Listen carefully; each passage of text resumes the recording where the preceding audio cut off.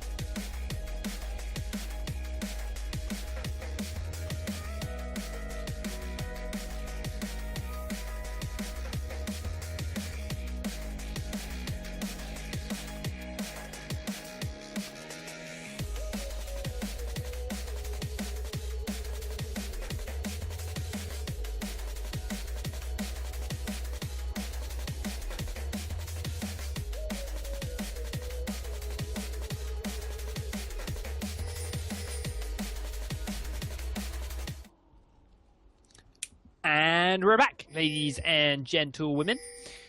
PropertyBB2 versus the dark side. Underway. TDS had some nature issues and are now back and beginning. The initial pings were on towards the top side of the map, indicating where they want some wards to be placed. Thresh is making his way in that direction. Places a ward right in front of property. They don't get spotted by it though, because it is not in the bush they're hiding within. So they do back off and go in the other direction. They have planted their own wards on their side of the map, and as a result, they have spotted TDS, I believe. It looks like we're just going to have completely equal seals one more time. Demon Clown tossing up the death sentence. Had someone put in that tri-bush, that could have been a really good death sentence. But, of course, it's completely empty, and as a result, both teams going to edge forward very safely, but all the brushes are going to be safe.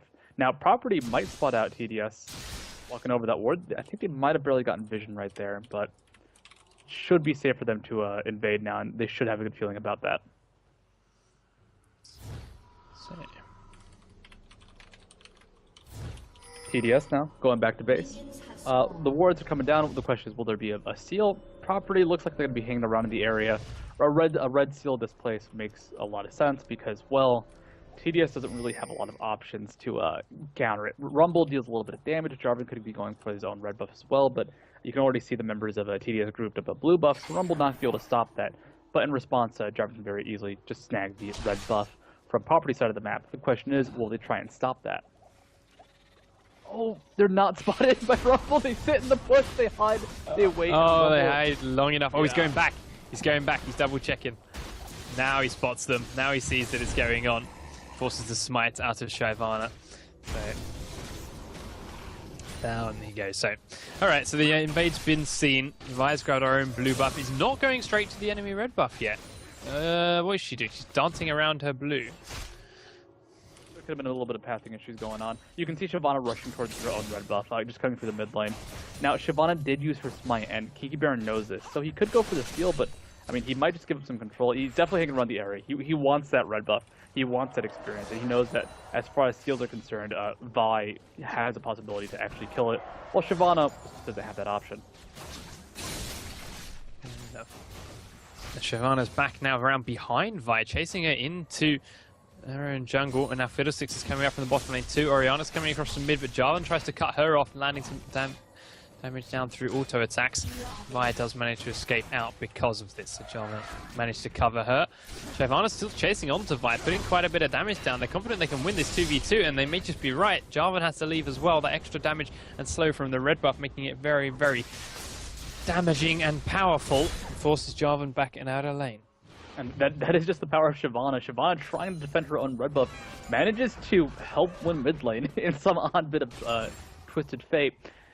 The thing with Vi, especially versus Shyvana, is that Vi was looking for the red buff steal, but she cannot actually engage the red buff, especially if Shyvana's nearby. She'll die.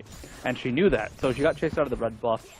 Shyvana, of course, able to very easily 1v1 Jarvan at this point in the game while they're still equal on farm, and that actually is probably going to continue for the most part of the game. Shyvana just has so much more damage, and Jarvan, of course, being more of a caster, especially when built for AD, he will have the burst, but the tankiness and sustained damage from Fizzin will just be devastating. TDS taking a lot of punishment down in this bottom lane from Fiddlesticks and Caitlyn. Now, as we mentioned before, the early game, Lucian is a bit of a lane bully, but he's kind of had the tables turned on him this time around. Top lane, we see a lot of damage coming down onto Renekton from Rumble, and Rumble, in fact, using his Knight on that too, really driving home that advantage.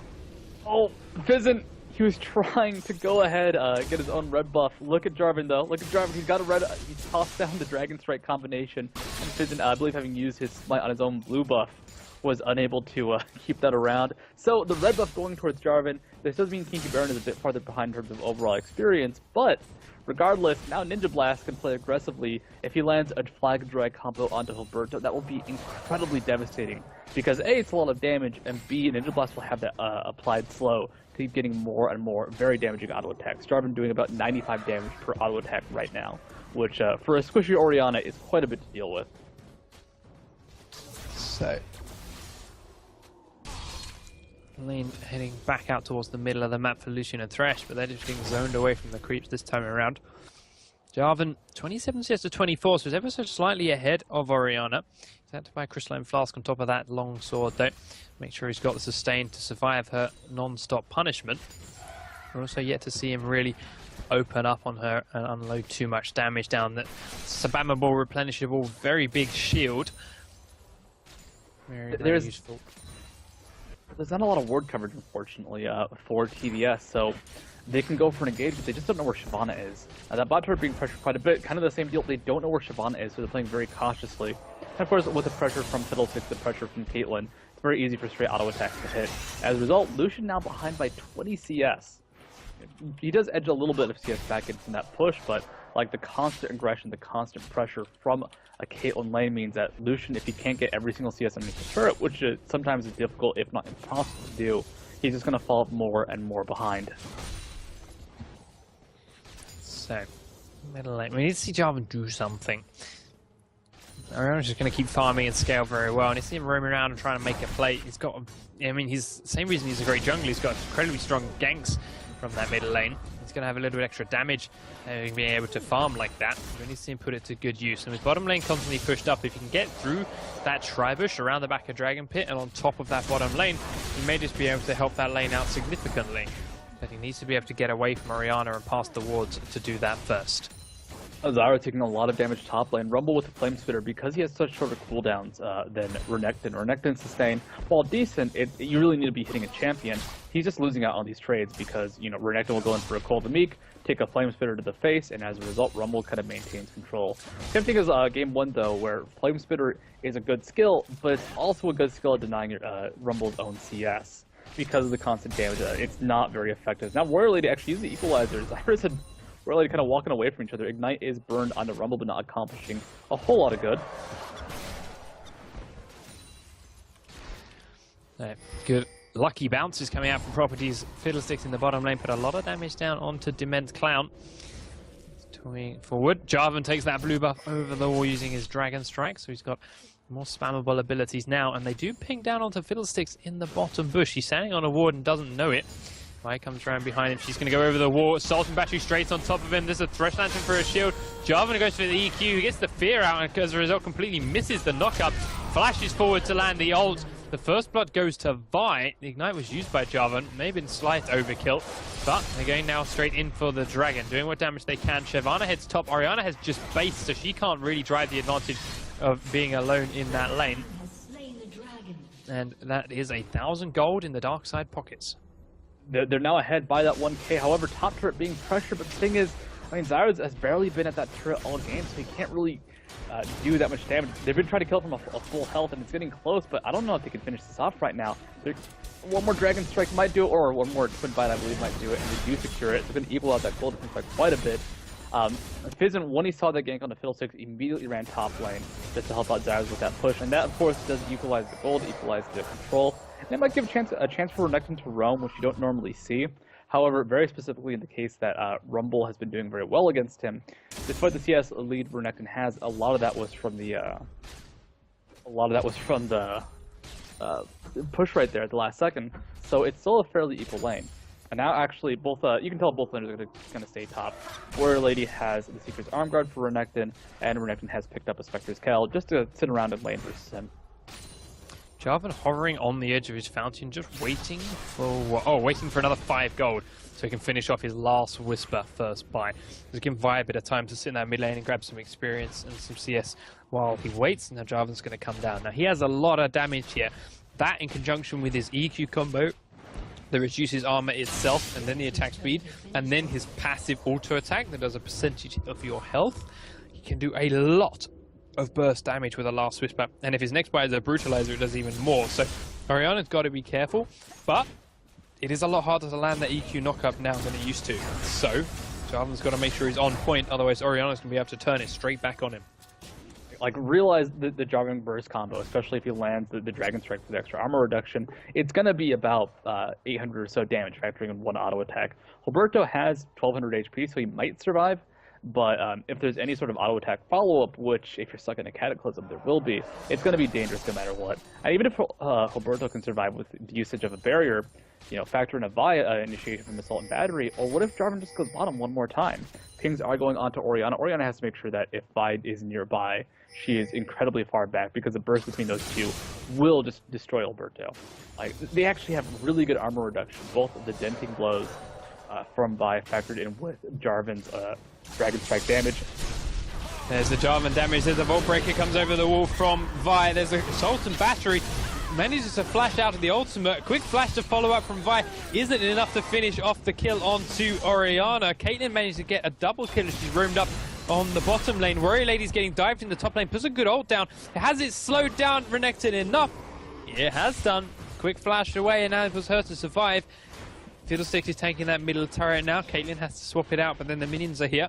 Shyvana, Caitlyn, Fiddlesticks pushing this middle turret. Will be able to pick this one up very, very quickly. And while, yes, they lost out on that initial dragon, they now have 3 tower kills and are up by 2,000 gold.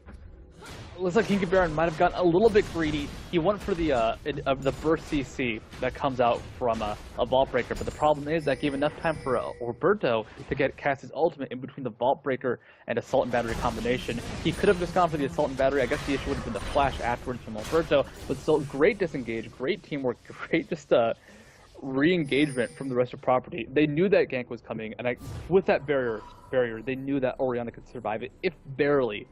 And now they take the mid turret. They do lose bot turret. They do lose the Renekton top lane in a bit of a sillier exchange, but now they've kind of regained that gold lead they'd already lost. Dragon's going to be up in about 3 or so minutes, so the next big team fight should be around that. But as far as the map control goes, expect a little moment of farming as the teams are going to apply a little bit of pressure, but everything's a bit riskier. For example, Fizzin applied some damage to Jarvan mid lane, but not knowing where the rest of the team is, going for any sort of extended chase would be very dangerous. Also note how squishy Ninja Blast is. Jarvan is not a tanky character without any items, so he has a Last Whisper for high damage, but if he ever gets into a sustained fight, he dies, especially with his lack of boots now. I mean, you can just kind of run him down. So, Shyvana, Fiddlesticks, Romeo on the top side of the TDS jungle, looking around the red buff. It is there. Everyone's going to know that now. Property are here in force, though. Only Caitlyn missing, and now she's on her way across because she's pushed that bottom lane. Vi's going to start off her red buff. There's the pings onto it from Property. They are filling in with numbers. Caitlyn taking away the blue buff while this is all going on. Vi charging that Vault Breaker again, goes back into the bush. Smite comes out from Property. And Shyvana, well, she is 2 levels above the Kinky Baron. So, takes it away with a quick and easy smite. So both of the TDS jungle buffs are now in Property hands, and as a 5-man, Property are looking to pressure this middle tier 2 turret. Smite already used. It's going to come up just in time for the dragon as well, so incredibly powerful timing. Deepa looking off to the side, could be going for initiation at some point. Even if Fiddlesticks gets a Crow Storm off and dies as a result, he can still get that 3 seconds of CC off, which will give enough time for a Dragon's Descent, give enough time for Alberto to land that command Shockwave, and they could very easily burst down a squishy target, like, for example, Ninja Blast. Like I said, Jarvan, very squishy, still doesn't have any mobility, still doesn't have any HP. Or just being chunked a lot quite often just from a straight poke, and even the minions taking him down low. So you can see TDS, they're playing very cautiously now, because even though they have a lot of burst, even though they have a great surprise factor, if they're kind of lined up in that 5v5 situation mid lane, their surprise is gone, and they're very easily turned around upon. So here comes the Drake 4 seconds. Shyvana's already hiding in the pit, waiting for her brethren. And immediately begin it. TDS are in no position to come and try and counteract this dragon. Just going to have to let it go. They did grab Wob turret while it was all going on, so the result, they've managed to close the gold gap ever so slightly, but Property picked that dragon up and immediately extend it straight back out again. They are in control of this game, no doubt. They haven't got quite so many wards placed in their opponent's jungle quite yet, so we have seen some teams do, but at the moment they're not quite rich. They are a very strong mid-game-ish team. They need to be able to funnel that gold into items to keep that strength up and to keep their snowball rolling. An issue Ninja Blast is having, you can kind of see it right there, is there's a lot of members of PropertyBB2 that will destroy him. For example, he can go for Renekton. Renekton did build a Spirit Massage, but even though he doesn't have that much armor, he's still relatively tanky, and just the raw HP, even though it scales well with Jarvan's passive, you get a lot to make him a hard target. However, Shyvana, kind of the same deal. Orianna can be very far in the back. His best target's going to be Nikwa on Fiddlesticks, and picking off Fiddlesticks is fun and all, but he's still going to get feared by him, could easily die in result. So you're trading a mid laner for a support. And you can kind of tell that Ninja Blast now, he's had some issues just doing anything. He can clear, He can farm very efficiently, but he still can't find a good target to go upon for the most part. For example, there's Vi that can back him up to help kill Orianna, but with the barrier and how far back he's been playing, it's still going to be risky to go for him. So Caitlyn pressuring that bottom lane, pushes Lucian back and under the tier 2 turret. Puts a lot of damage down onto him, trades backwards and forwards. Yellow flag has to leave, especially as Shyvana and Fiddlesticks are there now. Jarvan does try and catch Orianna out in the mid lane. She uses her ultimate though and flashes over to the blue buff to safety.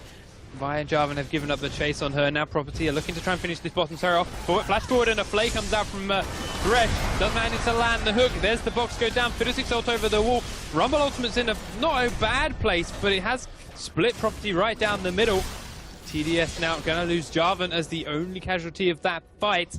While that Rumble ult, yes, it was straight down the middle of the fight. It was easily avoidable by Property, and not many people were standing on it at all. Now, they have got a few people low health. Property's Caitlyn's on low mana more than anything else, though.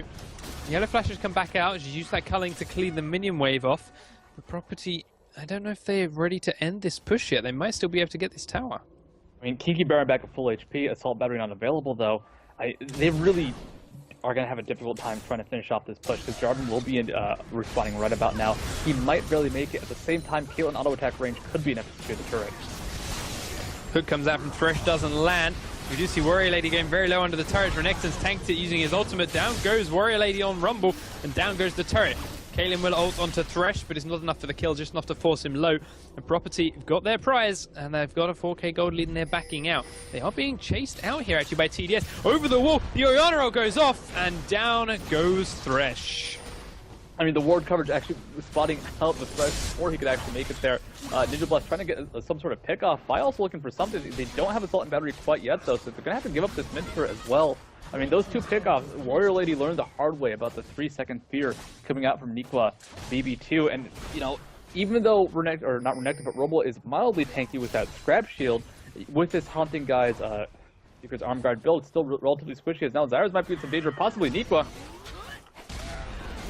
They do use the Assault Battery in onto Shyvana, but he may have gone a little bit deeper than he had anticipated. Shield comes in from Orianna, she's putting some damage down onto Jarvan. But TDS have to back away as there are still 5 members of Property there to back them up.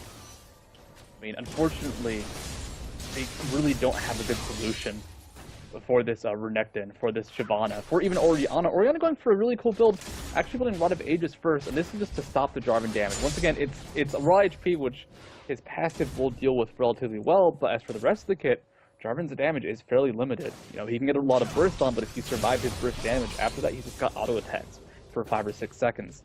So Roberto, he will survive the Jarvan burst. He already has survived it twice, and with that barrier, going to have even more ease in surviving that damage. This is just kind of TDS being blocked out. Their Jarvan is effectively useless for the most part. He can't do anything. I mean, he did go for a Last Whisper build. We'll have Brutalizer soon, so his burst, it's going to be amazing. But it's an amazing burst against a team that is built around surviving that amazing burst, and frankly, at this point in the game, defense is outscaling offense by a bit too much. This is actually really dangerous for TDS, because Jarvan will be able to eventually do something, maybe when he gets a Tiamat or Ravenous Hydra and finishes up this Brutalizer as well.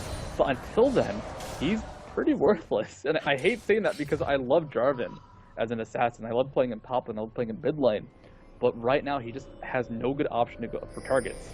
It's a Nikwa, and that's it. Everyone else is way too tanky. And PropertyBB2 is going to be in the back line almost always, and going to be a hard target every time.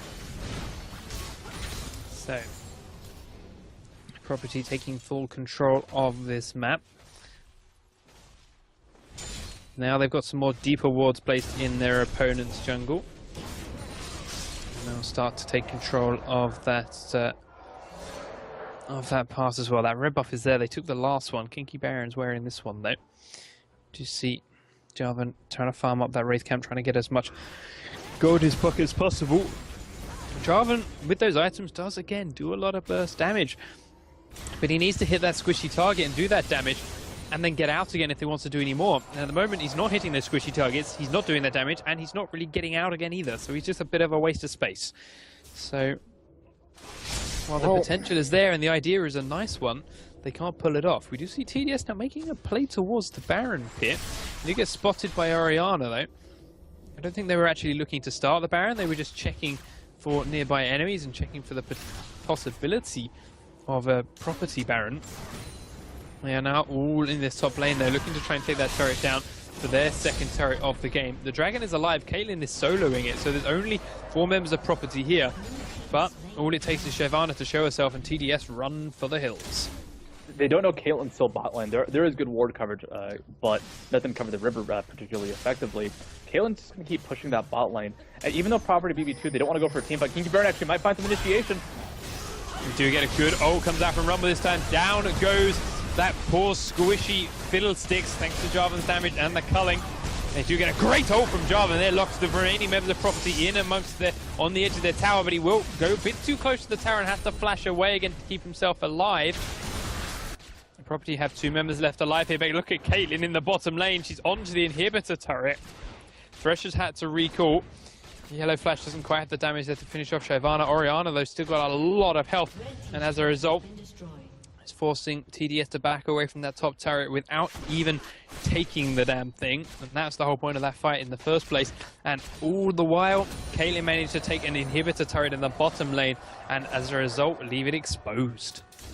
They traded, I believe, 2 members for that inhibitor turret bot lane. And obviously, if you're property, you want that trade. That is fantastic for property. They knew that even though they have a lot of bursts, even though they have great initiation, the way property is built, even if someone like Orianna got caught out, even if someone like Nico got caught out, they were going to be able to sacrifice themselves and get a lot in response. That fight lasted a long time, and as a result, who gets that inhibitor turret? It's not TDS. It's PropertyBB2 with Nico just in the bot, or not Nico, with Infinity in the bot lane, constantly pushing.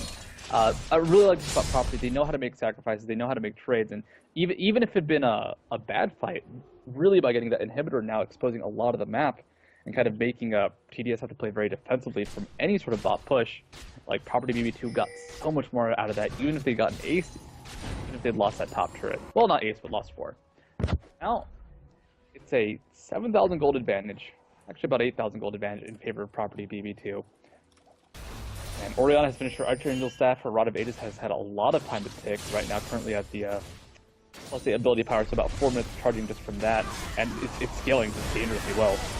We do see a fight in the TDS jungle. Warrior Ladies leading the charge. The 2 members of property very, very low. The Assaulting Battery takes Fiddlesticks out first.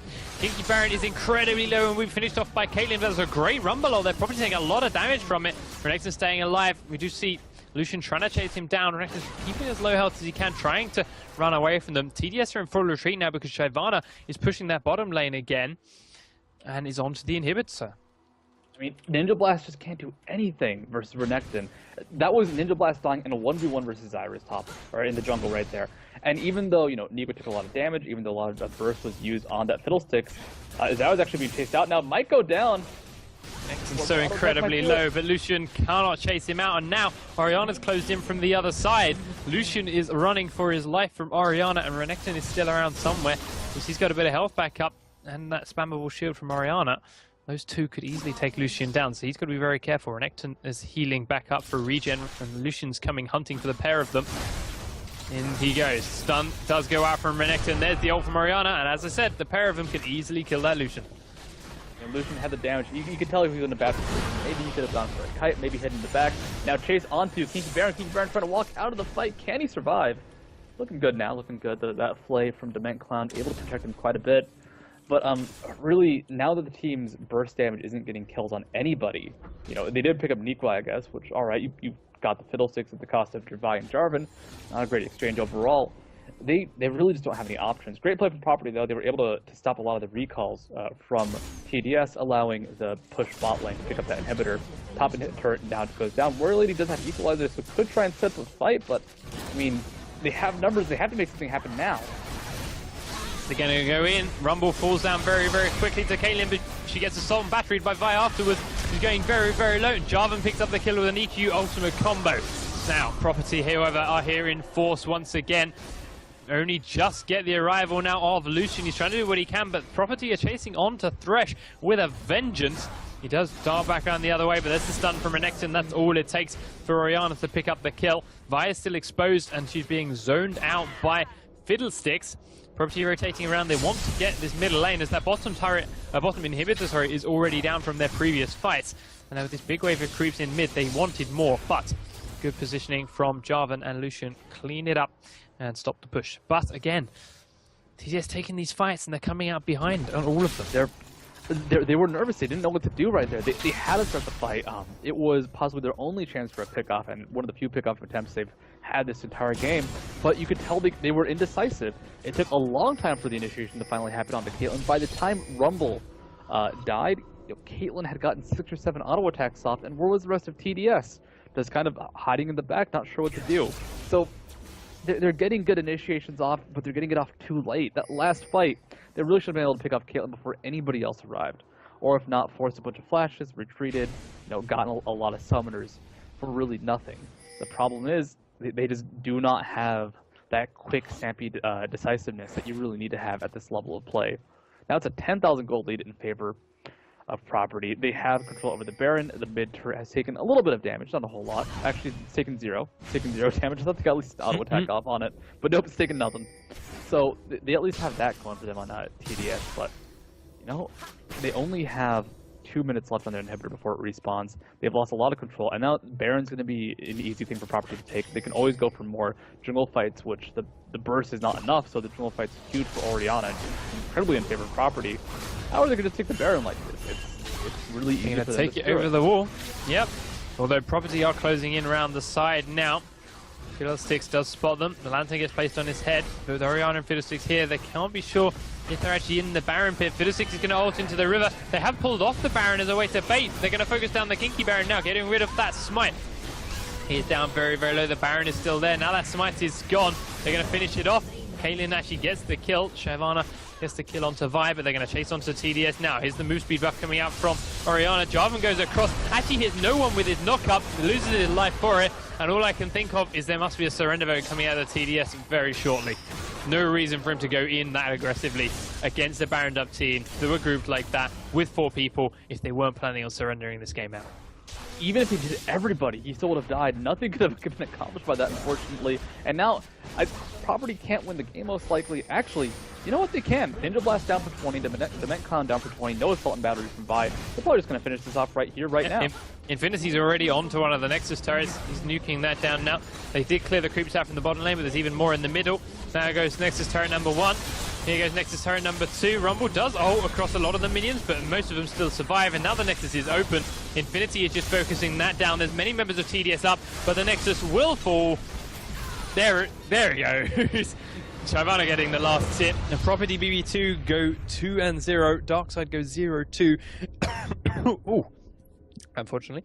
And their chances of getting out of this group suddenly look very, very dire, unfortunately. But they put up a good fight. I love seeing Jarvan. He's my favourite champion, so I love seeing him in the mid lane. It was a nice try, but too little too late. I mean, sometimes a team just has to lose, and sometimes that team just has to have Jarvan on it. PropertyBB2, though, they looked very solid. It was just a great game from them. The way this affects the standings, I believe there's still a small, slim bit of hope for the dark side to survive in the group stages. I'll give you guys an update about that once we come back from this short break.